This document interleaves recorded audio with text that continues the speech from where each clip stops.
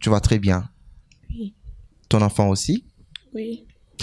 Je vous signale ici que cet enfant est né avec une hernie.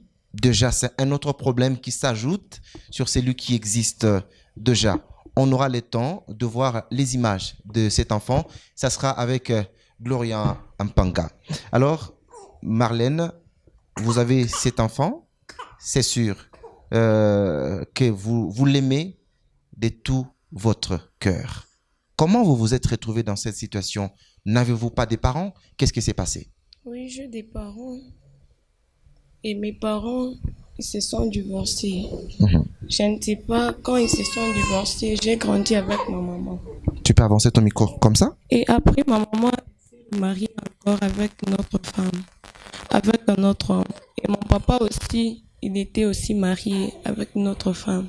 Et nous sommes retrouvés avec notre maman. Et après, notre maman, son mari là ne nous aimait pas. Il nous a abandonnés. Et j'étais partie chez ma grande sœur. Après un temps comme ça, c'est ma grande sœur qui m'avait élevée. Elles m'ont élevée. Après un temps, elle est morte aussi. Et je suis rentrée chez ma maman et je n'avais pas l'affection de ma maman. Et j'ai cherché aussi mon père. J'ai cherché aussi mon père. J'ai cherché beaucoup, j'avais beaucoup cherché mon père et puis je lui avais trouvé. Je lui avais posé beaucoup de questions. Papa, pourquoi tu m'avais abandonné? Il m'avait aussi donné des raisons. Et aussi avec sa femme aussi ne m'aimait pas. Et je me suis retrouvée en route. Et quand je me suis retrouvée en route, je n'avais pas l'affection de mon papa.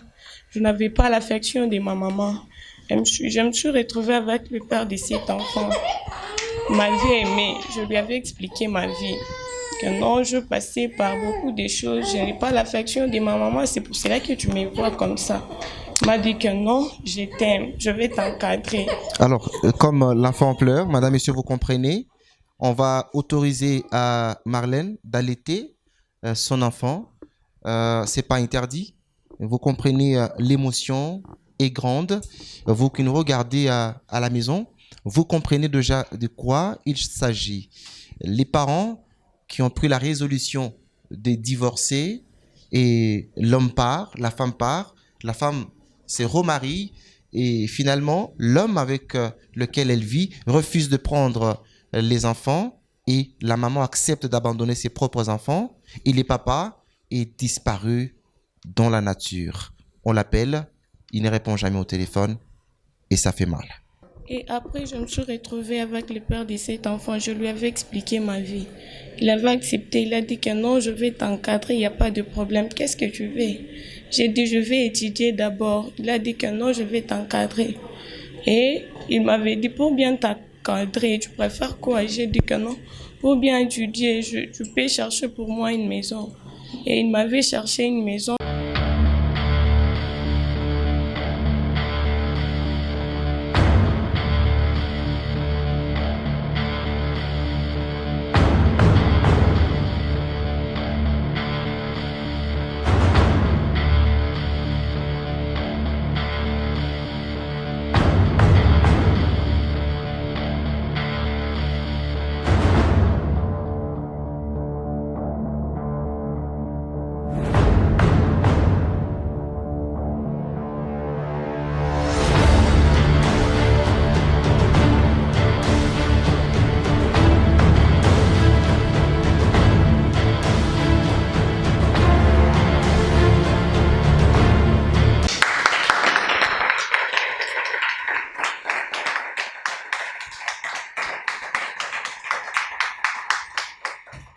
Madame, Messieurs, bienvenue dans cette émission spéciale pour le tout premier numéro. Il s'agit du choc de la vie. Vous les comprenez. C'est une émission qui cherche à trouver des solutions dans les vies de quelques personnes qui ont trouvé certains problèmes dans leur vie quotidienne. Et aujourd'hui, on va recevoir une demoiselle devenue fille-mère et qui a connu une déception, pas n'importe laquelle.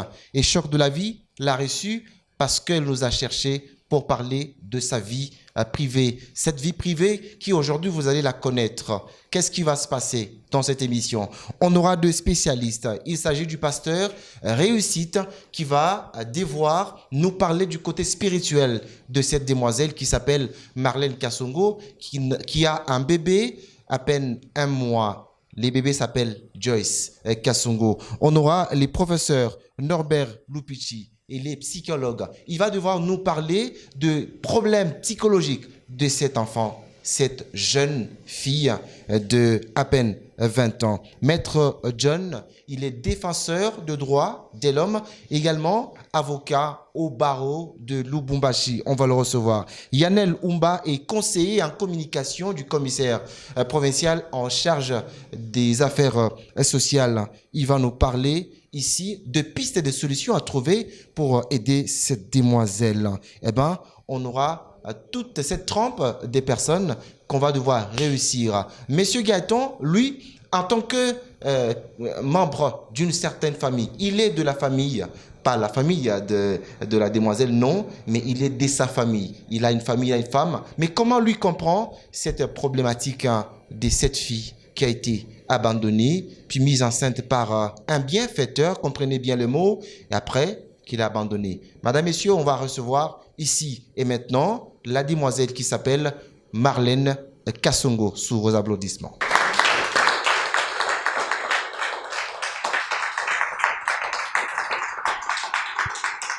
Marlène Kassongo, c'est son nom. Elle est là, vous l'avez vu. Cet enfant n'a qu'un seul mois seulement de naissance. Eh bien, vous l'avez compris, il s'agit bien d'elle ici. L'enfant s'appelle Joyce Kassongo et Kassongo, c'est exactement son nom. J'ai oublié de vous dire ici que nous aurons Madame Claire, qui est, elle, assistante sociale, qui va nous parler de beaucoup de choses en ce qui concerne la prise en charge de Marlène Kassongo. Madame, Messieurs, une fois de plus, bienvenue dans cette émission Choc de la vie.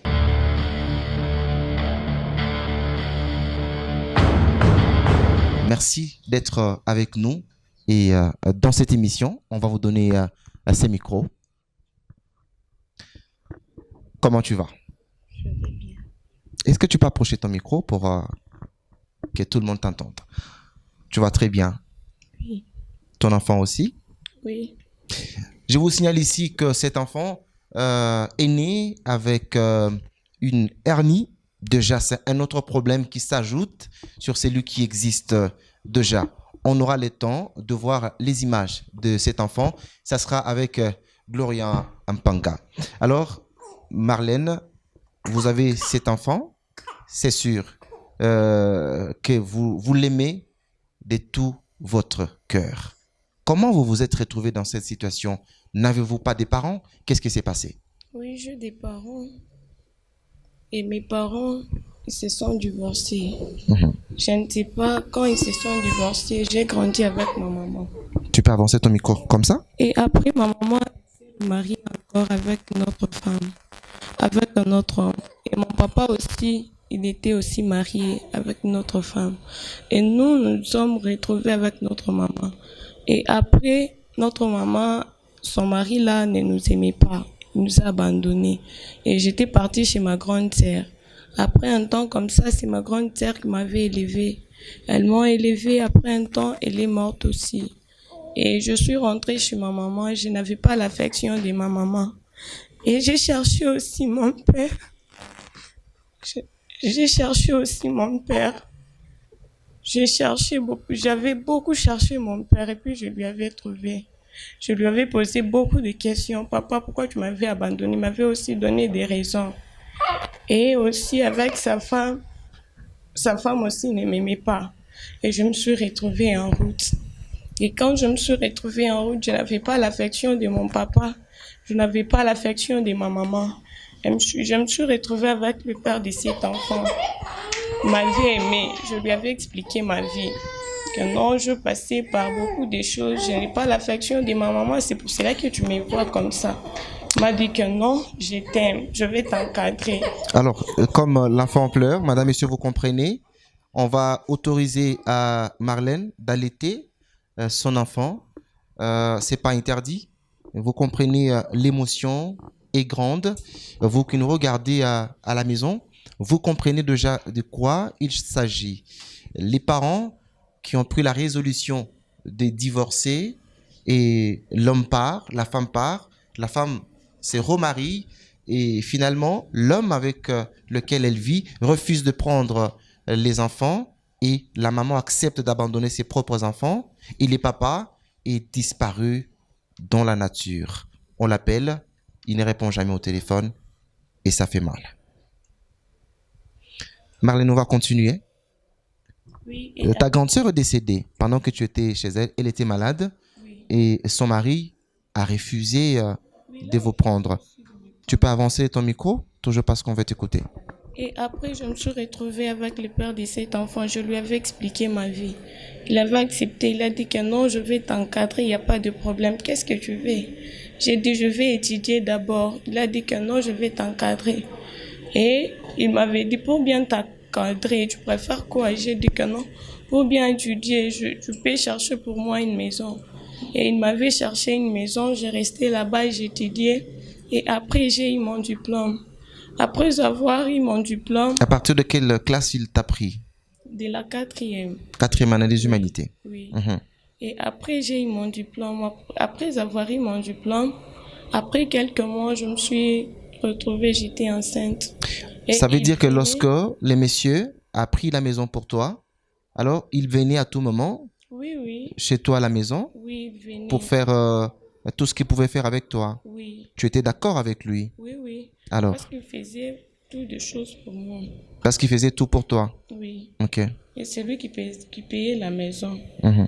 Et après, lorsque je me suis retrouvée enceinte, ma grossesse a totalisé 3 mois. Et quand ma grossesse a totalisé 3 mois, l'homme en question, il est parti.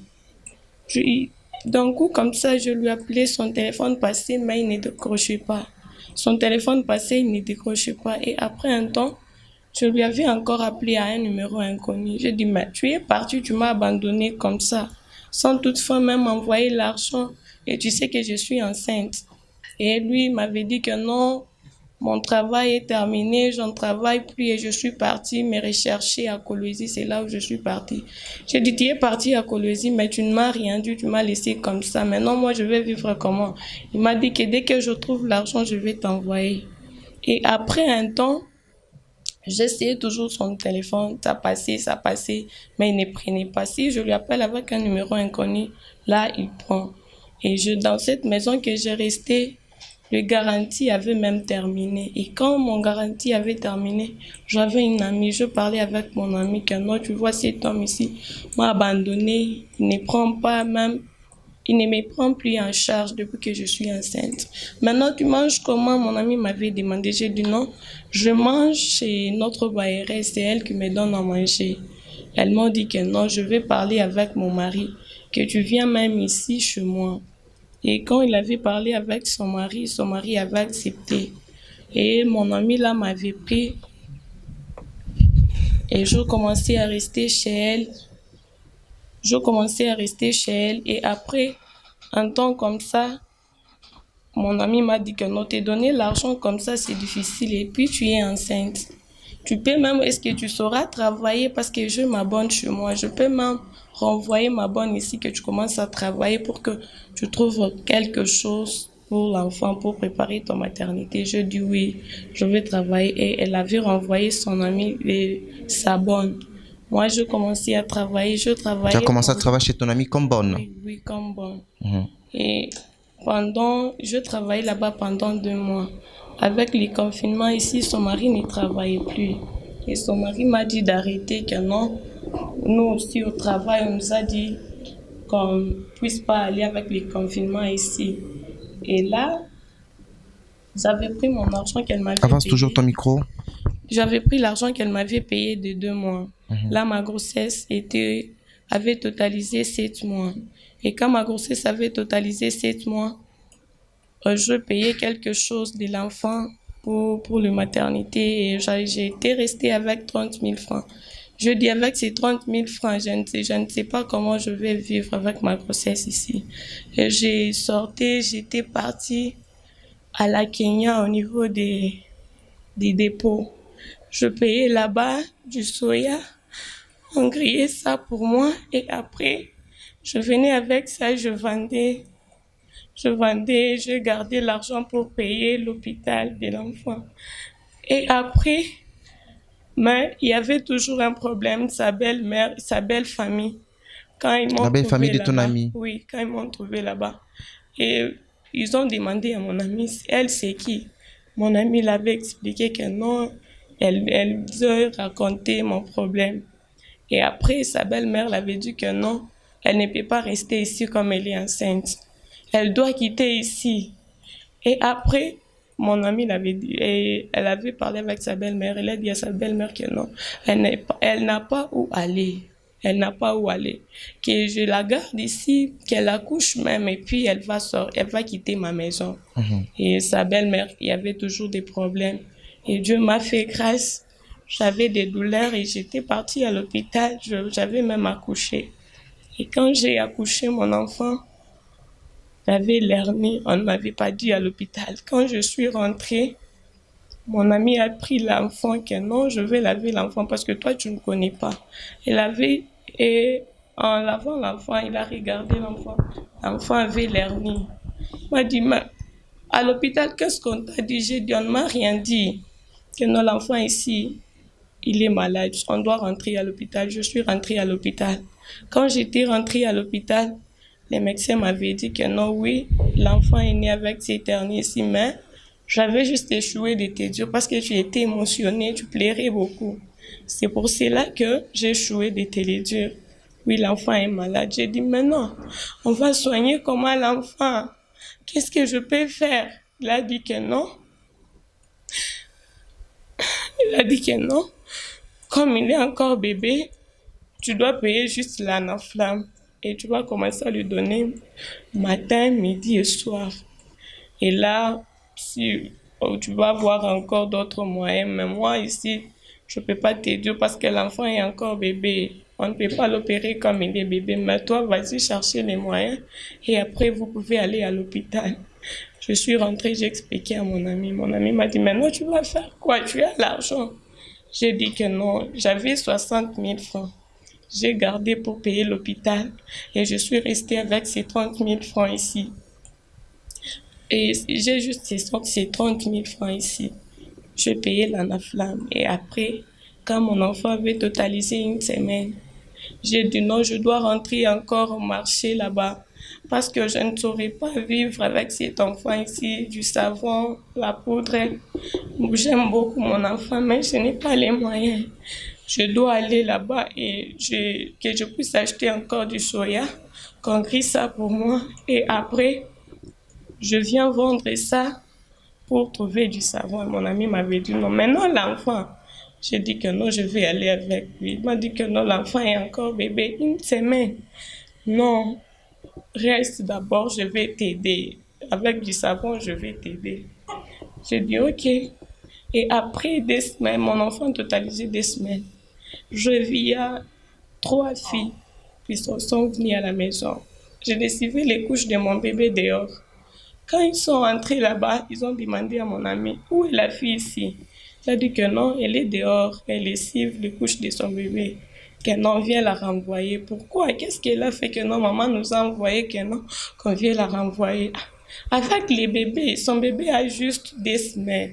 Laissez-la un peu, que son bébé totalise même 3 mois. Et puis elle va partir que non, tu ne peux pas prendre de charge. Tu as pris des charges depuis qu'elle était enceinte et après elle a encore accouché. Tu prends toujours soin d'elle et son enfant. Non, elle doit quitter. Avec les confinements ici, il n'y a pas l'argent, elle doit quitter. Et mon ami avait supplié ses belles-sœurs que non, laissez-la, moi-même je vais parler avec elle, ne la renvoyez pas, je vais parler avec elle. Et ils sont partis. Et après le lendemain, comme ça, mon amie, elle m'a parlé que non, tu vois, j'ai un problème que je choue de te dire, je ne sais pas comment te le dire. J'ai dit, dis-moi seulement. Elle m'a dit que non, Tu vois, mes belles-sœurs qui se sont venues hier ici, ils étaient à toi, j'ai dit oui. Ils sont venus ici pour te renvoyer. J'ai dit, qu'est-ce que je fais?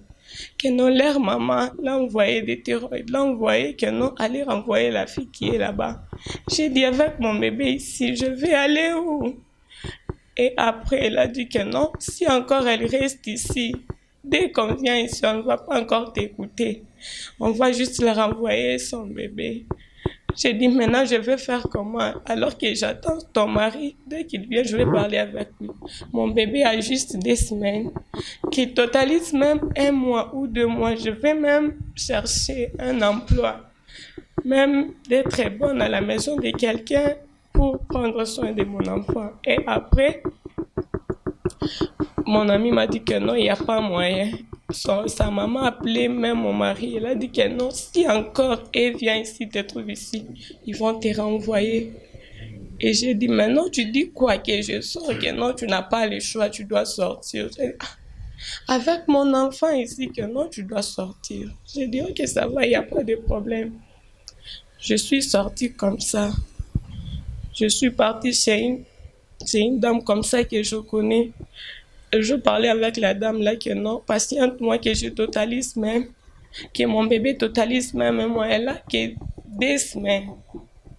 Et la dame là m'avait dit que non, tu peux rester ici même pour 3 jours, mais t'es patienté 2 mois, 3 mois, c'est trop.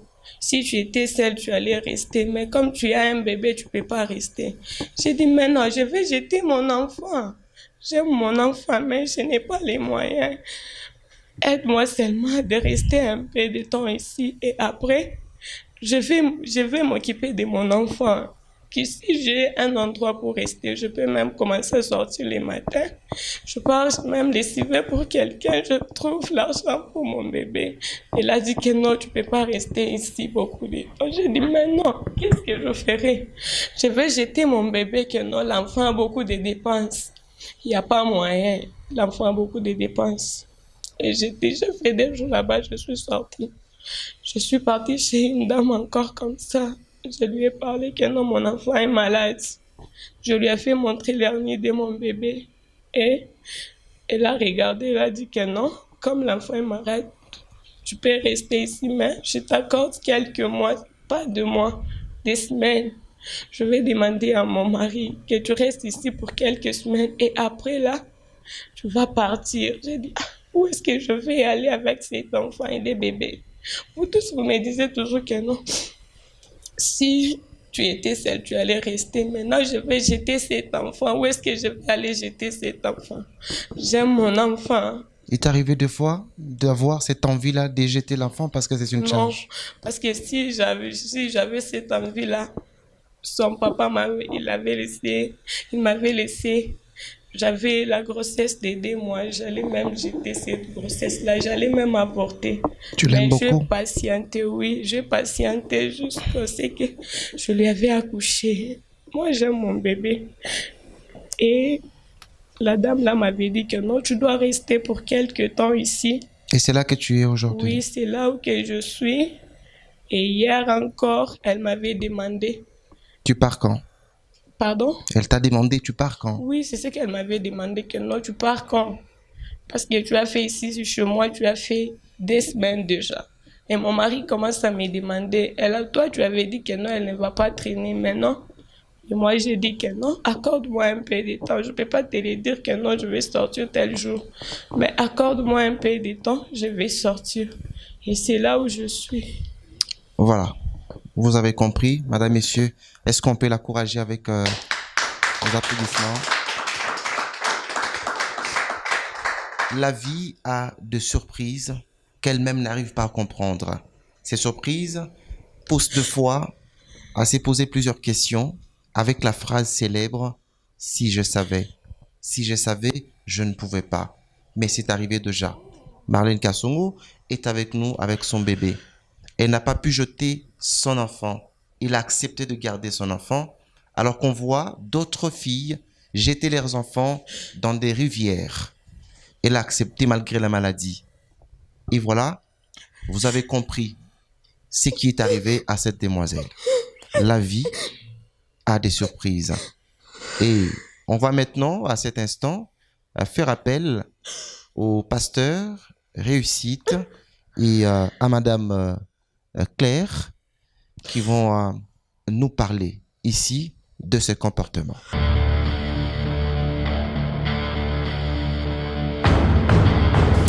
Voilà, pasteur Réussite, vous avez un micro, il est là. Madame Claire, je vous donne aussi un micro. Vous avez suivi d'abord pasteur spirituel, Marlène Kassongo. Il est en face de vous. Comment peut se comporter cette fille? Je voudrais d'abord que nous ne puissions pas naviguer plus sur l'émotion, hein, que nous puissions naviguer sur la raison. Je crois que dans tout son parcours, elle n'est pas la seule à être abandonnée. Il y a des gens qui sont abandonnés comme ça, mais parfois il faut profiter des opportunités que vous avez. Ne fût-ce que dans la vie, quand vous savez que celui-ci n'est pas votre mari et que demain ou après-demain, la personne peut partir. C'est-à-dire qu'il faut être aussi un peu plus vigilant, savoir faire ses petites économies parce qu'on ne sait jamais. Moi, je suis enseignant de la parole de Dieu. Je pose souvent des questions aux femmes. Je dis, imaginez-vous que votre mari meurt aujourd'hui. Qu'est-ce que vous devenez?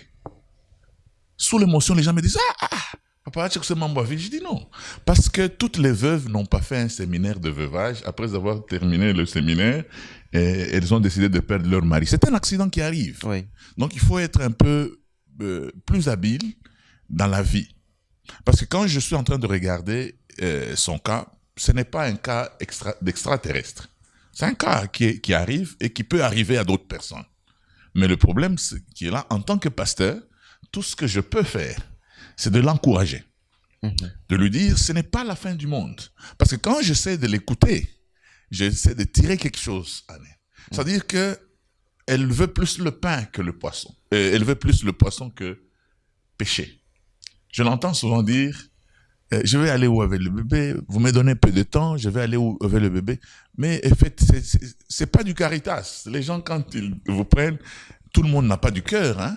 L'essentiel dans la vie, c'est peut-être au lieu de commencer à chercher où aller, parce que on ne peut pas, on ne change pas le passé, on peut changer l'avenir. C'est ça qui est plus important. Au lieu de chercher où aller avec l'enfant, elle doit chercher comment qu'on lui apprenne à pécher de manière à ce qu'elle s'en sorte. Nous ne pouvons pas non plus venir lui dire, la Bible déclare, car Dieu a tant aimé le monde qu'il a donné son Fils unique afin que quiconque croit en lui ne périsse point, mais qu'il ait la vie éternelle. Elle va me dire, oui, j'accepte, je donne ma vie au Seigneur. Mais en entendant, il faut être plus pratique. Oui. Avec elle, savoir lui dire, écoutez, de toutes les façons, même tout ce qui est arrivé. C'est pour ça que je vous ai dit, essayons de naviguer, pas sur les émotions, naviguons sur la raison. C'est-à-dire que, quelque part, c'est comme tu lui posais la question, tu as voulu, tu as aimé, l'homme, vous avez fait tout ce que vous avez fait. Nous t'encourageons parce que tu n'as pas voulu avorter l'enfant. Mais hélas, tu as eu tort de considérer qu'il était ton mari. Alors qu'il n'était pas ton mari, il n'avait rien fait chez toi. Tu as eu tort. Et quand je regarde, c'est déjà la maturité. C'est déjà la maturité. Je ne veux pas prendre mon cas, parce que moi, je n'ai pas vécu dans ce cas, mais je me rappelle qu'à partir de la 3e secondaire, j'ai commencé à payer mes études jusqu'à ce que j'ai terminé toutes mes études. Depuis la 3e secondaire, je suis à ma charge jusqu'aujourd'hui. Qu'est-ce que vous pouvez dire à cette demoiselle aujourd'hui? Ce que je peux lui dire, c'est que la charité a une date d'expiration dans le monde des gens. C'est-à-dire, quelqu'un peut te dire, je te prends pour 2 semaines. Donc, il se décide d'activer sa charité pour 2 semaines. Celui-ci pour 1 mois, l'autre pour... Mais en entendant, pendant que vous avez la charité, il faut savoir tourner le cerveau pour dire, après l'expiration de cette charité, qu'est-ce que je deviens? C'est toujours très important. Moi, ce que je peux lui dire, c'est que elle est là, elle n'est pas encore morte. La Bible me dit, pour tous ceux qui vivent, il y a de l'espérance. Oui. Son cas n'est pas un cas d'extraterrestre. Pensez qu'elle peut s'en sortir. Parce que la vie ici, quand la Bible me dit, ne te vante pas du lendemain, tu ne sais pas ce qu'un jour peut enfanter. Cette émission peut enfanter quelque chose, peut enfanter une opportunité. Je donne un exemple. Quelqu'un d'entre nous peut dire, bon, je mets sur la table $300. Mais si elle a l'esprit du pain, elle va terminer les $300, on va faire la deuxième émission. Ça, c'est vrai. Mais si elle se dit, maintenant là, je suis mature, je dois savoir me prendre en charge, qu'est-ce que je peux faire avec les $300? Elle travaille dans sa tête sur ce qu'on appelle l'ingéniosité. Donc, elle crée une entreprise dans sa tête pour tourner cet argent afin pas de survivre, afin de vivre. Parce qu'elle n'est pas la seule qui est célibataire, elle n'est pas la seule qu'on a engrossée, elle n'est pas la seule qu'on a chassée. Elle, au moins, jusque-là. Et je crois que dans la charité qui doit expirer, je crois, dans 2 semaines, mais il y a des gens dont la charité s'est déjà expirée. Mais la responsabilité des parents aussi, Yana. La responsabilité, tu sais, le problème qui est là, c'est que les parents sont là. Ils ont déjà fait. Nous vivons dans un monde d'égoïsme.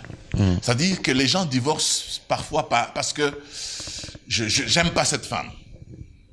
Même dans la Bible, il y en a. Il y a un enfant comme Jephthé, son père est allé se réjouir.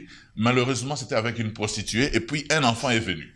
Et cet enfant, quand son père l'a récupéré, ses frères, ses demi-frères ne voulaient pas de lui. Oui. Il a été chassé. Mais plus tard, il est devenu le roi de ce coin-là. Donc, vous comprenez, c'est la manière... Quelqu'un a dit, le problème n'est pas d'avoir le problème. Umbrand disait, la plus grande catastrophe n'est pas de vivre la catastrophe. La plus grande catastrophe, c'est ce que vous faites de la catastrophe. C'est-à-dire que vous pouvez tourner ça en bien. Vous comprenez? C'est-à-dire que la chose que vous vivez, l'abandon de vos parents peut vous rendre responsable très tôt. Moi, je regarde parfois les petits qui sont en cours de route, les vagabonds. Je peux voir un vagabond peut-être de 5 ans par rapport à mon fils de 5 ans. Je trouve que cet enfant est plus éveillé que mon fils de 5 ans. Parce que mon fils ne sait pas traverser la route, lui-même ne sait pas traverser la chaussée comme ça. Mais je vois que ces enfants peuvent traverser la chaussée, ces enfants peuvent nous aborder et même nous baratiner pour qu'on leur donne un peu d'argent. Ils ont un peu quelque chose de plus. Je ne dis pas que c'est une très bonne chose, quand bien même il y a une chose que je n'accepte pas quand les politiciens saluent les chèques, c'est comme si vous saluez les gens qui sont en train de souffrir, vous les saluez par cette identité, c'est pas correct.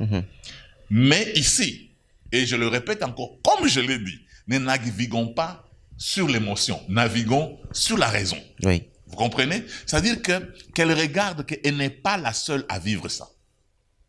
Et que quelles sont les opportunités qui lui sont accordées. Pour en profiter. Comment en profiter? Selon le dictionnaire que j'appelle souvent dictionnaire Mandaku, une opportunité est une petite fenêtre qui s'ouvre à la vie, qui s'ouvre et qui se referme aussitôt. Si vous n'en profitez pas, vous allez rester dans les limites des chroniques. Merci, pasteur Réussite Mandaku. Madame Claire, vous êtes assistante sociale. Vous avez compris tout ce que Marlène Kassongo venait de dire. Vous, comment on peut procéder à la prise en charge de cette demoiselle et de son enfant? Oui, merci. Je voulais dire d'abord que Marlène a surmonté beaucoup de problèmes. Depuis son enfance, il est vécu avec des problèmes jusqu'à ce que, à ce niveau-là, j'ai dit que Marlène est très forte. Donc, c'est une femme très forte. Et pour le moment, c'est le temps de penser à elle. C'est le temps de penser à son enfant. C'est le temps de voir sa vie. Tout les problèmes qu'elle a vécu, je pourrais dire qu'il peut les enterrer pour vivre une bonne vie. Donc, l'Église est là. L'Église est là pour accompagner les femmes, les victimes. L'Église, je dirais, est la mère de la nation. On ne peut pas laisser Marlène comme ça. On peut l'accompagner. L'Église peut la prendre en charge pour dire suivre l'enfant. Il y a aussi d'autres organisations qui soutiennent les enfants, qui soutiennent les survivantes comme Marlène. Mais ce que je vais conseiller à Marlène, ce n'est pas de penser à son mari maintenant. Il faut que son mari efface sur sa tête. Qu'elle oublie en fait. Il n'est pas là. Mais comme il a l'amour d'aimer son enfant, comme elle a été enceinte consciencieusement, il a des ressources. C'est une femme très forte. Il a terminé ses études. Il peut travailler et n'est pas handicap. Alors, je pensais que la vie commence. C'est une belle vie qui commence maintenant. Donc, les femmes ou les hommes qui n'ont pas eu les bébés, les enfants, c'est une période pour le moment, à 1 mois. Je dirais que c'est une période de de dépression pour les femmes. Oui. Oui. Toutes les femmes qui ont des enfants, à cette période, ils ont des dépressions. Alors Marlène, pour le moment, elle a des dépressions pour son fils, mais ce que je le conseille, cette période elle va se monter aussi. C'est une période qui va se monter aussi. Et n'oublie pas que la vie aussi est belle. Oui. La vie est belle, surtout quand elle a un enfant. Oui, ça va continuer vraiment une bonne vie après cette période. Merci beaucoup, Madame Claire, sous vos acclamations. On va inviter maintenant, on va prendre maintenant les professeurs, Norbert, qui est psychologue, et Maître John, qui est défenseur des droits de l'homme et avocat au barreau de Lubumbashi, qui vont devoir aussi faire leur entrée.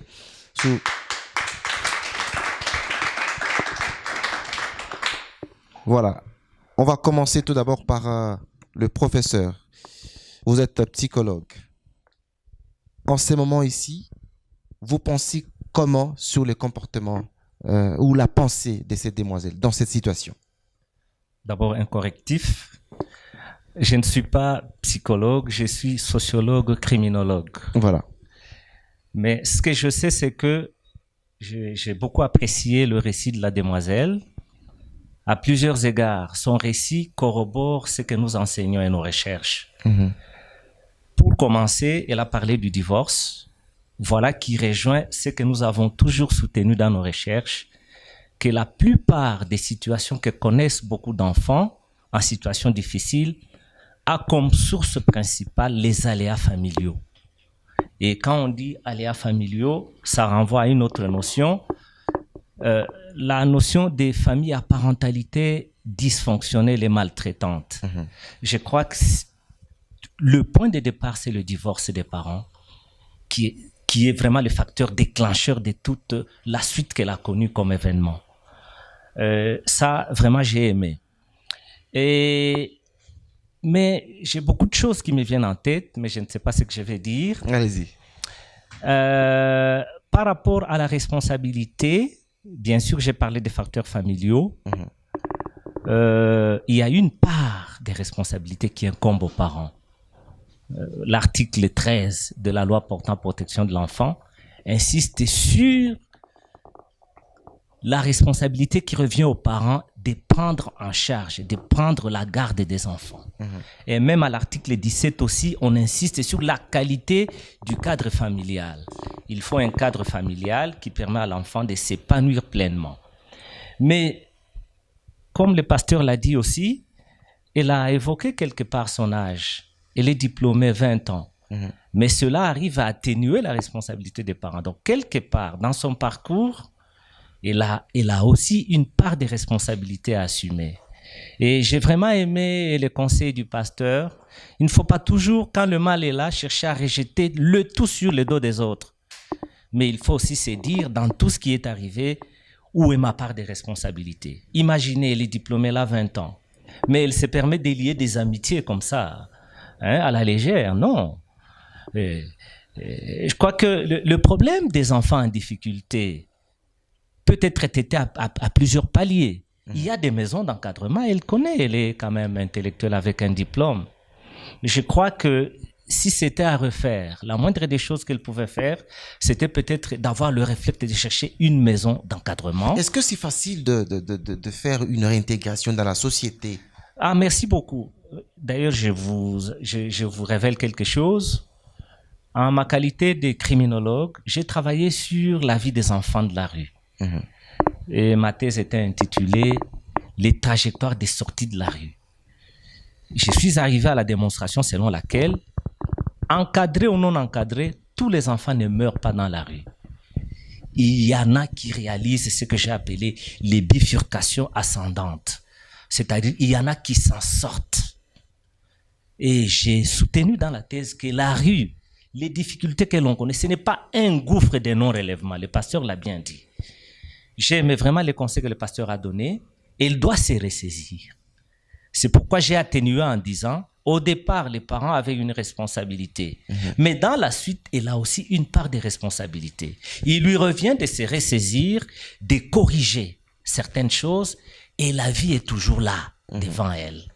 Voilà ce que je peux dire dans La ce vie premier continue. temps. La vie continue. Et la réintégration est facile. La vie continue. La vie continue. Elle peut s'en sortir. Maître John, vous êtes défenseur des droits de l'homme. Vous avez un cas ici. Qu'est-ce qu'on peut en retenir? Merci beaucoup. Il est vrai que nous déplorons le comportement des parents. Vous voyez, il y a ces mariés et il y a un temps que les gens se rendent compte que la cohabitation est impossible. Là, c'est les divorces. Souvent, quelles sont les conséquences des divorces? Là où il y a les enfants en pâtissent. Aujourd'hui, nous avons Marlène. Marlène est un enfant abandonné. La rue n'a pas des enfants. Ça, c'est Tous vrai. les enfants que nous rencontrons sur la rue, il y a des gens qui ont amené ces enfants au monde. Et l'État ne fait absolument rien. Vous voyez? J'étais en train de faire une étude. Quand je passe, je vois tout ce qui se passe, comment les gens sont en train de traiter ces enfants-là. Je suis en train de voir une lecture qu'il faut que l'État s'implique. Aujourd'hui, Marlène elle est sans abri. Elle est abandonnée. L'homme qui a amené le bébé, le beau bébé que nous avons, on a dit il est à Colosie, je pense qu'il est toujours ici. C'est un irresponsable. Il avait attiré l'enfant abandonné pour se décharger de ses appétits sexuels. Mais tout en venant avec l'esprit d'un bienfaiteur qui a payé ses études. Souvent, il y a moi, je les appelle comment? Ce sont de soi-disant bons samaritains. Mais derrière eux, ce sont deux loups. Il y a des hommes qui se comportent en loups. L'homme a fait des avances à la petite Marlène. Elle était encore mineure. À l'entendre parler, elle était encore mineure. Voilà.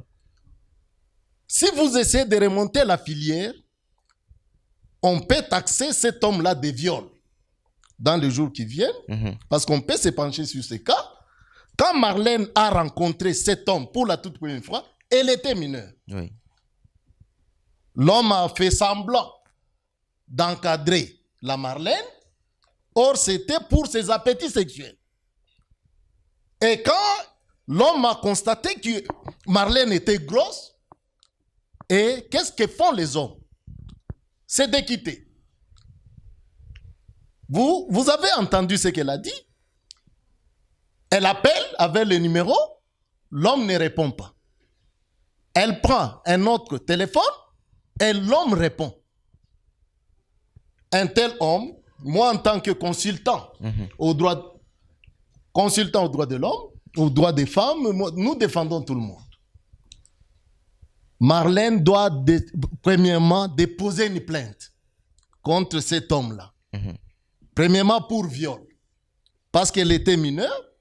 Et maintenant, l'homme a abandonné parce qu'elle a droit à une pension alimentaire.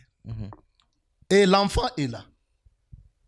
Qu'est-ce que nous, en tant que défenseurs des droits de l'homme, c'est que nous pouvons demander? Nous avons le cas de Marlène parce que ça passe. Et héritage est suivi par beaucoup de gens, par les autorités.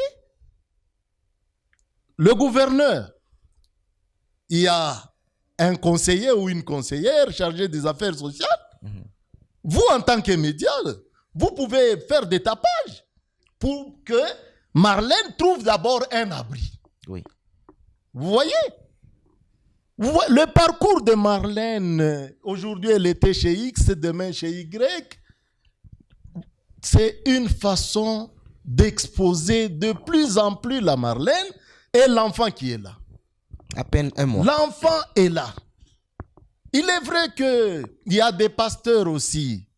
Hein? Nous déplorons aussi qu'il y a des pasteurs qui ne font rien sur la ville. Qui ne font absolument rien. Rien. Or, ils amassent de l'argent. Merci beaucoup. ils amassent de l'argent, ils font des voyages, ils sont dans les affaires. Ce sont des cas à prendre en charge. C'est une âme à sauver. C'est une âme à sauver. Votre honneur. Votre honneur. Vraiment. Nous sommes en présence de deux âmes. Aujourd'hui, nous avons Marlène.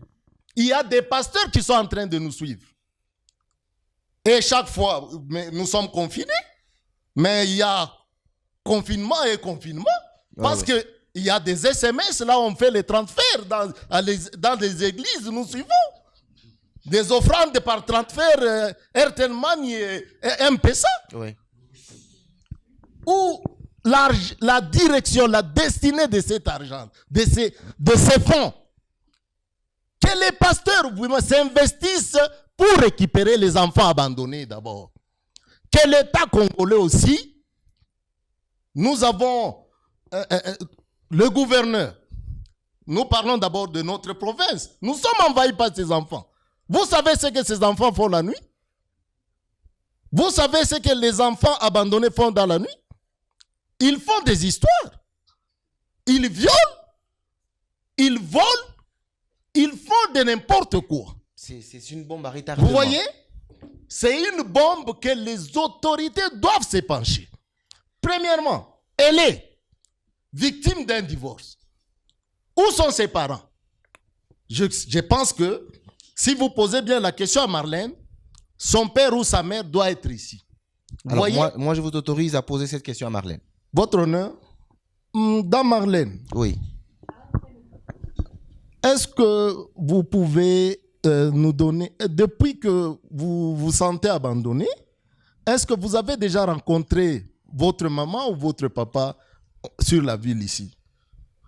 Non, sur la ville, non, mais moi, j'avais cherché mon père. Il est ici à Kasumbalé, ça c'est là où il y a mon père. Est-ce qu'il a accepté de te voir? Il t'a dit de venir Il le voir. m'avait vu seulement une seule fois et après, si je lui appelle aussi, il ne répond pas à mes appels. Et ta maman? Ma maman aussi, elle est à Kassinga, c'est là où elle est partie, c'est là où elle reste. Vous voyez, nous avons une loi portant protection de la femme et enfant. Vous voyez? Oui. Si réellement il y a une police de protection de femmes et enfants, si cette police avait des moyens, on allait commencer à chercher des parents. En premier lieu. De chercher des parents. Ces parents-là irresponsables. Cherchez d'abord les parents. On peut mettre la main sur les enfants, tous ces enfants abandonnés, poser des questions. Il y a des parents qui sont ici. Elle a dit, à Kasumbalé, c'est à 90 km. Et à Kassinga. À Kassinga, c'est tout près ici. Et si la police avait des moyens, la police de la protection des femmes et enfants, on allait commencer à décourager de tels parents. La main sur le parent et l'inquiéter. Nous savons comment inquiéter. Maître John, on va passer la parole au professeur. Vous avez quelque chose à dire sur ça? Oui, merci beaucoup. Évidemment, suite aux propos à caractère pénal prononcés par... Oui. On comprend que c'est son domaine, voilà. Mais moi, je me dis, il y a une idée qui me vient en tête. Lorsqu'on a affaire à un problème assez complexe comme celui de la sœur, on peut raisonner de deux manières. Il y a d'abord, on peut raisonner à court terme. Qu'est-ce que l'on peut faire dans l'immédiat? Oui. Et puis, des mesures à long terme. C'est notamment chercher les parents, tout ça, tout ça. Mais moi, je pense, puisque j'ai travaillé sur les enfants en situation des rues, et j'ai parlé des enfants qui ont réalisé des sorties positives. Oui. Mais je dois rappeler que la plupart de ces enfants qui ont réalisé des sorties positives, c'était des enfants qui sont passés par les maisons d'encadrement. Notamment Magoné, tout ça, tout ça. Pourquoi? Parce que dans ces maisons, non seulement on récupère l'enfant, mais on lui apprend quelque chose. Un métier. Un métier. Il y a un accompagnement, même à la sortie. Je crois que s'il m'était autorisé de lui prodiguer un premier conseil dans l'immédiat, voilà ce qu'on peut tenter de faire pour elle. Lui chercher une maison d'encadrement où on va lui apprendre un métier. Et puis, par après, les parents, comme le maître l'a dit, ils doivent aussi répondre de leur esprit. Parce qu'ils sont trouvables. Kassenga, c'est pas loin. Kasumbalé, ça, c'est pas loin. Je crois que cette émission a aussi un caractère pédagogique. Oui. On doit apprendre. C'est ainsi que la loi portant protection de l'enfant a plusieurs parties. Il y a la protection sociale, protection judiciaire, même la protection pénale. C'est-à-dire, tout celui qui cause du mal à l'enfant doit répondre. Voilà un peu ce que je voulais ajouter. Merci, professeur. Merci, maître, pour votre participation. Je peux placer... Voilà, vous pouvez conclure pour 2 minutes. Je tiens à vous remercier. Merci. Il est vrai que dans le cas sous examen, demande une intervention immédiate. Marlène a droit à un abri. Vous voyez? Cet enfant, le bébé aussi, a droit à un abri. Lancez un SOS. Voilà. Lancez un SOS pour voir s'il y aura des gens de bonne foi pour intervenir et protéger la Marlène et le bébé. Vous voyez? C'est tout ce que moi je peux demander. Merci beaucoup, maître, pour votre intervention. Madame, messieurs, on continue avec cette émission. Cette fois-là, on va d'abord prendre ce reportage élaboré par Gloria Mpanga sur la maladie de l'hernie que cet enfant a depuis sa naissance. Et on revient juste après.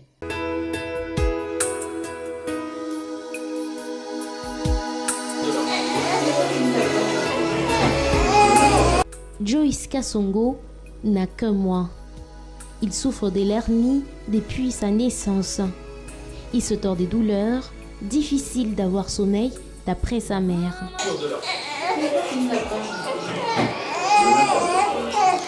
Un mois d'âge, un mois de souffrance, l'enfant a besoin de soins. Personne jusque-là pour lui venir en aide.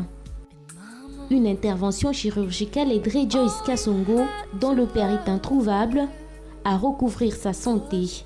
Aux personnes de bonne foi de lui venir en aide.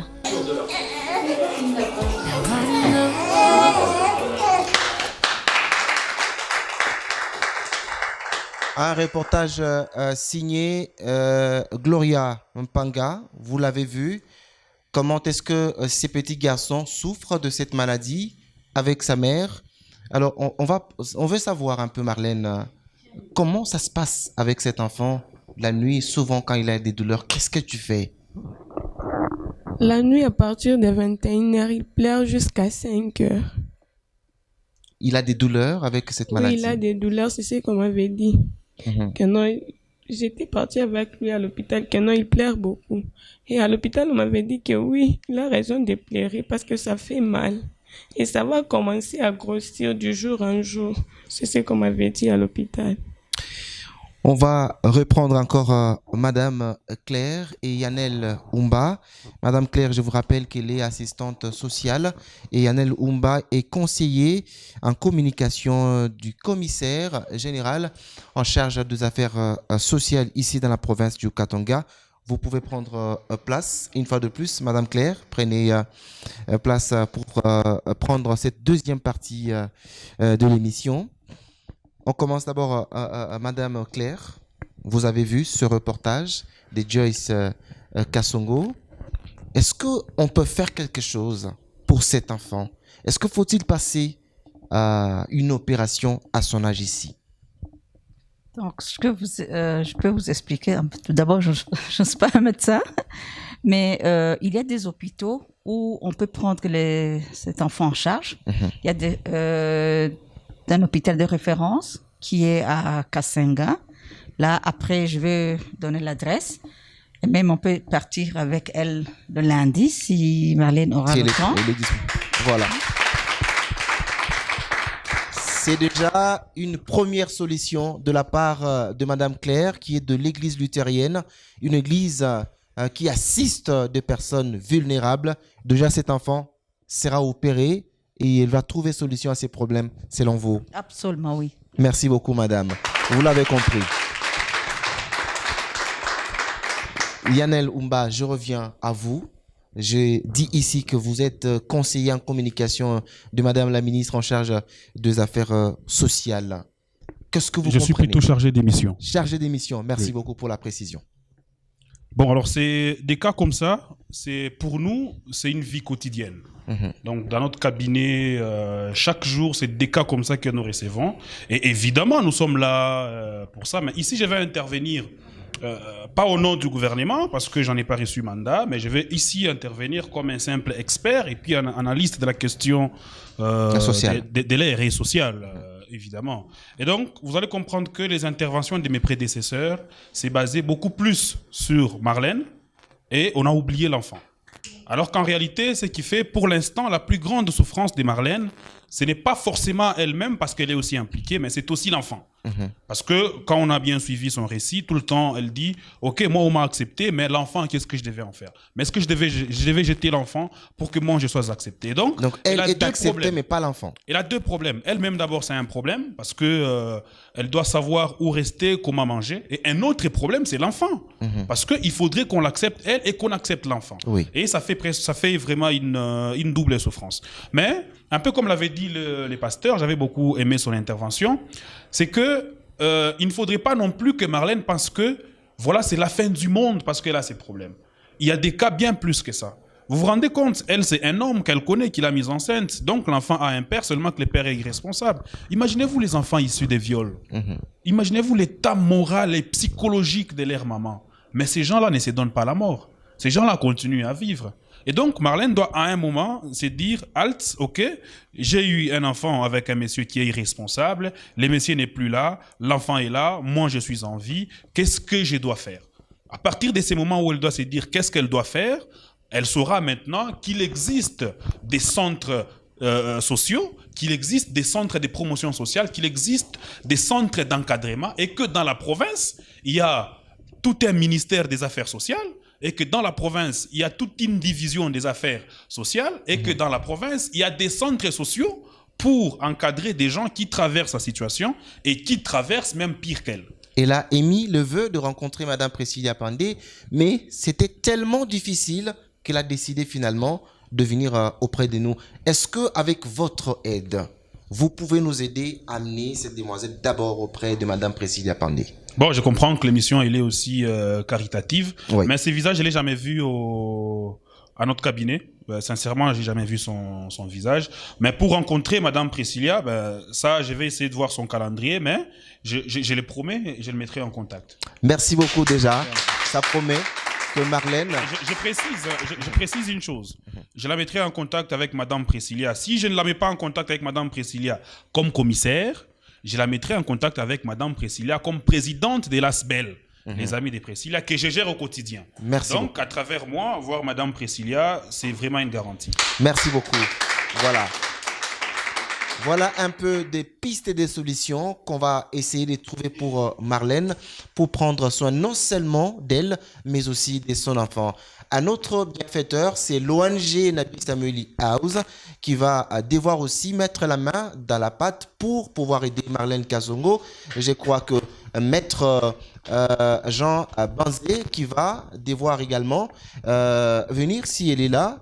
Voilà, il n'est pas là, on va le recevoir dans une autre émission, mais je crois bien que Nabi Samueli House fera quelque chose pour Marlène. Alors, on va vous dire merci d'avoir participé dans cette émission, madame, messieurs. C'est nous qui vous remercions. Mais prochainement, moi, je vous proposerai d'avoir aussi sur les plateaux un motivateur. Parce que des cas comme ça, par moment, demandent des motivateurs pendant qu'elle voit la fin du monde. Alors que c'est une très petite situation qui peut être surmontée facilement. Mais aussi au pasteur, avant d'intervenir, par moment, de commencer par la prière. Parce que des cas comme ça, on ne sait pas ce qu'il a amené là-bas. Hein. Il y a d'autres cas, on a évoqué beaucoup de cas, j'ai suivi. Merci beaucoup. J'ai suivi l'avocat quand il parlait. On sent vraiment que c'est un avocat qui est en train de parler. Il a évoqué les cas des enfants de la rue, mais tous ces enfants-là ne sont pas abandonnés par les parents. Il y en a qui ont fouillé leur maison. Et moi qui vous parle ici, j'ai fait plusieurs missions. Je vous ai dit que je suis chargé des missions, donc j'ai fait plusieurs missions, même la nuit, pour récupérer ces enfants, les amener à Lukuni, là où il y a un centre pour les encadrer. Et je vous le dis, sur ces plateaux, 70% fouillent. La journée, on les voit, mais la nuit, on ne sait pas le voir. Peut-être c'est les Partout où ils conditions d'encadrement qui ne sont pas réunies. Non, mais pour un enfant, pour un enfant qui a 12, 15 ans, de quoi il a besoin? Il a besoin de jouer, il a besoin de manger, il a besoin de l'espace pour s'amuser. Et cet espace est bien garanti. Voilà pourquoi j'ai évoqué on reviendra une dans une autre émission. Oui. Que les pasteurs aussi, je pense, malgré les confinements. Je crois que pasteur et aussi, concentrer. vous avez compris. Il y a aussi urgence de la prière, comme Maître l'avait aussi dit. Il y a urgence de la prière. Merci beaucoup, Yann Elumba et Madame Claire, pour votre participation. On va prendre Monsieur Gaëtan avant de conclure avec Joey, qui est là justement pour Marlène. Monsieur Gaëtan, prenez place et on va d'abord vous poser la question de savoir, vous êtes parent, vous êtes parent, vous vous retrouvez dans une situation comme ça, une fille abandonnée par ses propres parents. Vous, en tant que parent, vous avez quel sentiment? Les sentiments que je peux avoir dans cette situation, c'est un sentiment de regret, d'amertume. Parce que ce que vit Marlène aujourd'hui, n'est qu'une conséquence de la décision de ses parents qui ont décidé de se séparer. Et le prix le plus fort, c'est les enfants qui le payent. Mais je voudrais aussi dire directement à Marlène, présentement ici, c'est pas la fin du monde. Par moments, certaines histoires, certaines choses qui nous arrivent dans la vie amènent la responsabilité. Et c'est dans cette situation où elle doit rentrer au-dedans pour nous sortir sa prise de définition, pour nous dire qu'elle est forte. Certes, elle a eu à surmonter différentes situations. Elle a été dans différentes maisons, mais qu'elle ne croit toujours pas que la vie est facile. Aujourd'hui, il y a quelqu'un qui peut l'accueillir. Et demain, la personne qui l'a accueilli la met à la porte. Le mieux, c'est qu'avec la charge qu'elle a, qu'elle comprenne que je peux m'en sortir. Ce n'est pas une fatalité. Ce n'est pas une fatalité. Mais à ça, il faut un départ. Le départ, c'est peut-être avoir un fonds pour dire, Marlène, prends ces fonds, commence une activité pour t'en sortir de la vie. Mais dans sa situation, un départ, c'est lequel? Bon, je pourrais parler dans ce cas comme un économiste que je suis. Je ne sais pas déjà dans le passé si Marlène avait déjà eu une idée d'entretenir ou d'avoir une unité de production. Justement, quand elle était en train d'exposer son problème, elle nous a dit, à un moment donné, elle s'était retrouvée avec 30 000 francs. Oui. Et elle était en larmes. Elle était partie à la Kenya où elle a payé les sojas et elle a commencé à vendre pour que elle ne manque pas le moyen d'aller à la maternité. Oui. Et cet esprit qui l'a animée pendant qu'elle était dans cette détresse, je voudrais que cet esprit-là continue encore à l'animer. Mais si peut-être la question, justement, c'est là où j'étais en train d'arriver. La question, c'est de savoir peut-être comment va-t-elle réunir ce fonds. Parce que le pasteur ici présent nous a dit, il ne faut pas avoir l'esprit d'avoir un pain. Mais il faut avoir l'esprit d'un pêcheur, parce que c'est lui qui a un poisson aujourd'hui, il va le manger et demain c'est fini. Mais la seule façon de bien survivre, c'est savoir pêcher. Mais réunir aussi le fonds, je pense qu'il faudrait faire appel à des bienfaiteurs, à des personnes qui peuvent mettre la main à la pâte, qu'elles nous disent peut-être, qu'elles disent du haut de ce plateau, si elle veut monter une unité de production, combien ça lui demanderait.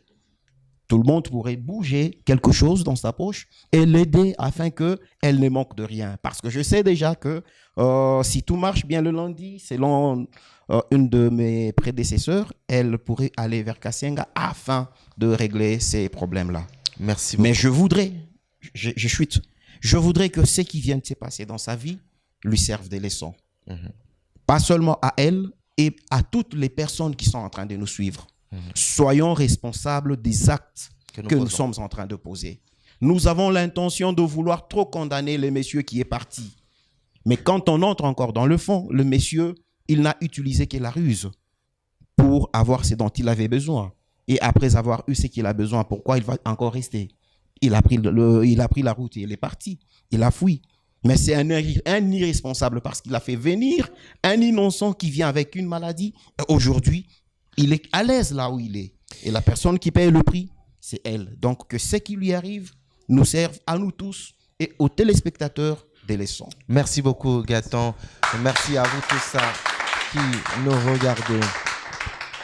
Voilà, c'est comme ça qu'on va d'abord commencer par donner un mot au pasteur Réussite qui en a vraiment besoin, le pasteur Réussite. Prenez place, pasteur Réussite, avant qu'on passe à la fin de cette émission. Alors, on vous demandait ici d'imposer la main parce qu'il peut y avoir des esprits qu'on ne connaît pas. Bon, c'est pas toujours qu'on doit imposer les mains ici, tout ça. Bon, si c'est un cas spirituel, il n'y a pas de problème, on le fera. Même après, je peux prier pour elle et pour son enfant. Je n'aime pas trop des prières publicistes, quoi. Mais je voudrais quand même, avant d'intervenir, notre bien-aimé a dit qu'on a besoin d'un motivateur. Oui. Donc, il était... Oh, je suis un motivateur. Ok. Mais moi, comment vous l'êtes? Je suis un motivateur. Je travaille pendant des années en tant que motivateur. Je suis pasteur, je suis motivateur, je suis chef d'entreprise, je suis conseiller matrimonial. Je suis en train d'écrire un livre sur 40 sources de tension dans le mariage pour qu'on arrête on est en train de poursuivre le divorce zéro.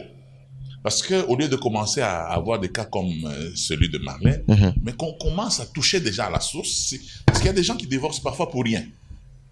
Vous comprenez? Mais avant de terminer, je n'aimerais pas oublier une chose. Apparemment, quand tout le monde parle de Marlène, du père de cet enfant, on dirait que c'est le diable en personne. Mais vous allez vous rendre compte qu'au début, c'était un bienfaiteur. Un bienfaiteur parce qu'il y a des gens qui ne payent même pas les études, qui en gros, c'est qui partent. Mais ils sont en train de circuler et il y en a même qui font des émissions. Donc, celui-ci peut même payer les études. Non, n'oubliez pas quand même une chose. Celui-ci a quand même payé les études. Ok. Elle a terminé ses études. C'est-à-dire qu'à un certain moment, c'était devenu un poids. Qui sait? Parce que vous savez, il y a des gens qui aiment se laver plus les mains.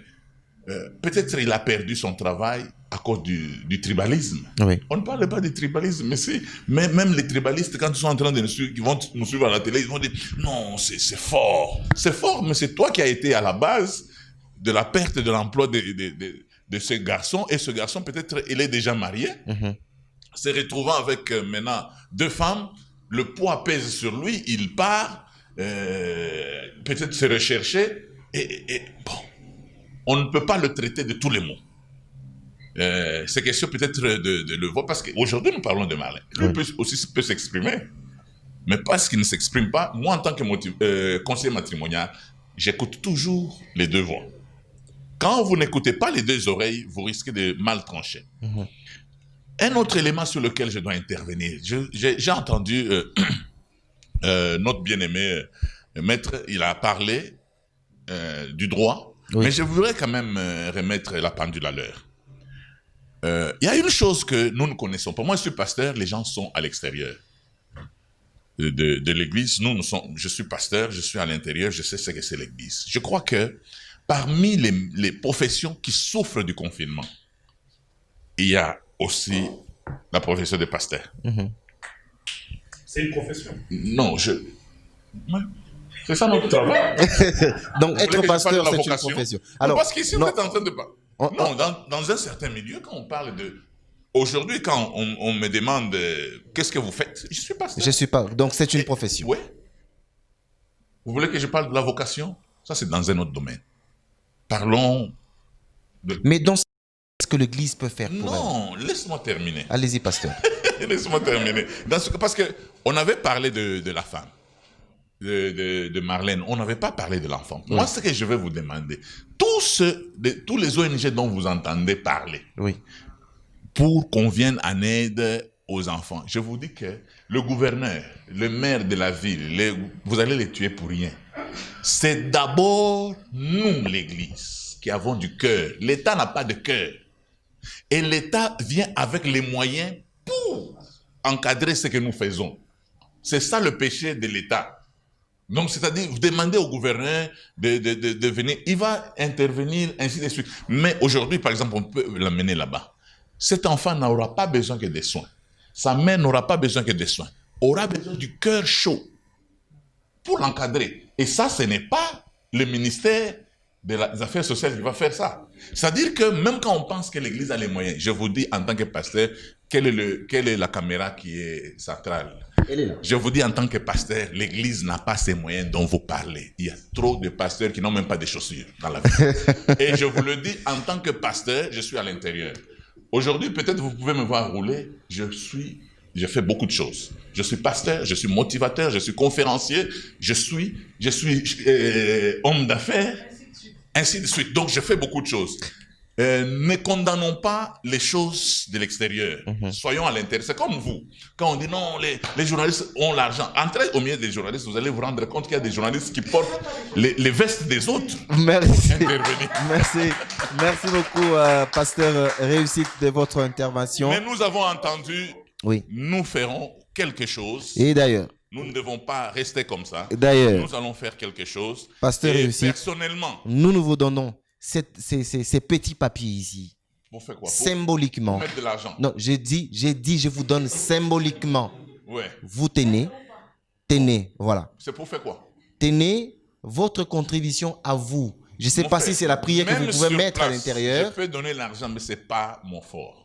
Je préfère rester en contact avec elle pour l'accompagner longtemps. Parce que l'émission va prendre fin maintenant. Merci.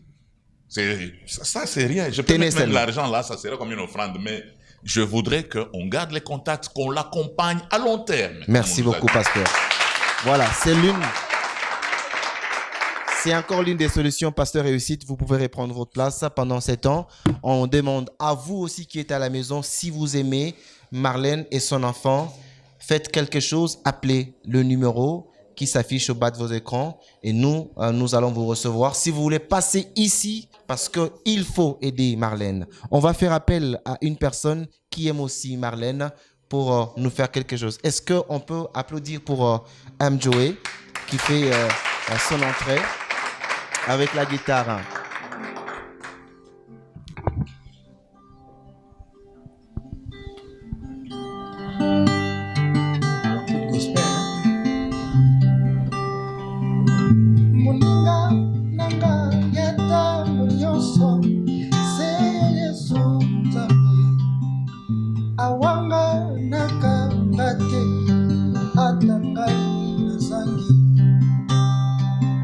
Papota ya motema nanga yoka musi yango Yesu nazalaki kati na pasi yotikaki ngate nazalaki pasi yotikaki ngate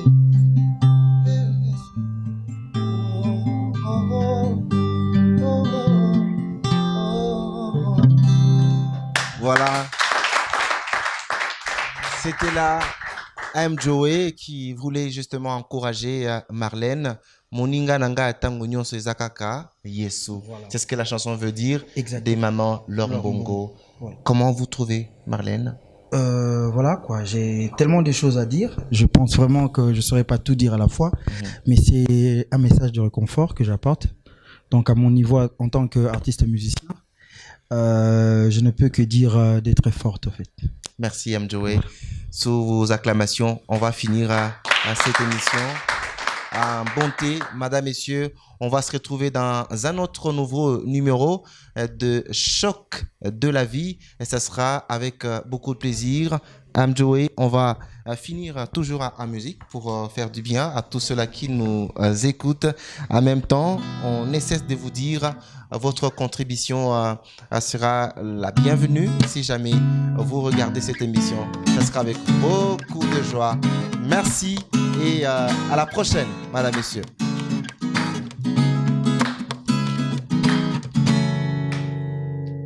Tu as toujours pleuré depuis la nuit de temps. C'est à toi que revenaient les maux et les torts du monde. Tu as toujours hurlé de peine à chaque instant. Jadis tu pouvais jamais éteindre les coups dans la société. Y a un dicton qui disait regarde-toi, regarde-toi aujourd'hui, c'est tout le contraire. Prends soin de toi, aujourd'hui est un nouveau jour pour toi.